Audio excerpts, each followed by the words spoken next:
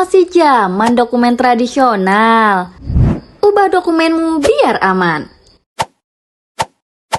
Pemerintah telah menetapkan perubahan regulasi terkait dokumen kepemilikan tanah yang akan berdampak pada status hukum yang menjadi bukti kepemilikan tanah tradisional seperti girik, petok D, letter C, dan sejenisnya.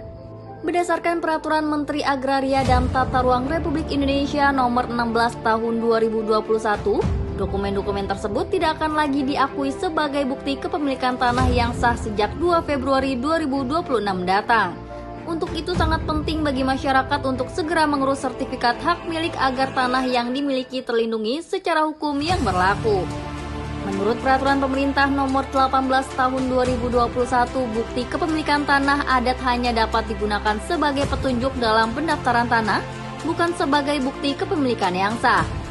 Artinya setelah batas waktu yang ditentukan, dokumen tradisional seperti girik, petok D, letter C, dan sejenisnya tidak akan lagi memiliki kekuatan hukum untuk mengklaim hak atas tanah.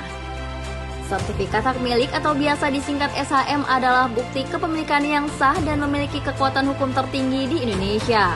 Sertifikat tersebut memberikan jaminan perlindungan terhadap tanah dari potensi sengketa, serta tindakan mafia tanah yang kerap meresahkan masyarakat. Dengan memiliki sertifikat hak milik, kedepannya para pemilik tanah memiliki hak penuh untuk mengelola dan memindahkan hak atas tanah mereka tanpa adanya hambatan. Masyarakat dihimbau untuk segera mengurus sertifikat tanah guna menghindari adanya potensi permasalahan hukum dan klaim dari pihak lain. Tanah yang terdaftar dengan SHM akan terlindungi secara hukum dan dapat digunakan sebagai jaminan untuk pinjaman atau investasi. Jika tidak segera didaftarkan, kedepannya pemilik tanah akan menghadapi resiko sengketa yang berakibat tidak dapat melakukan transaksi tanah dan berisiko kehilangan hak atas tanah tersebut.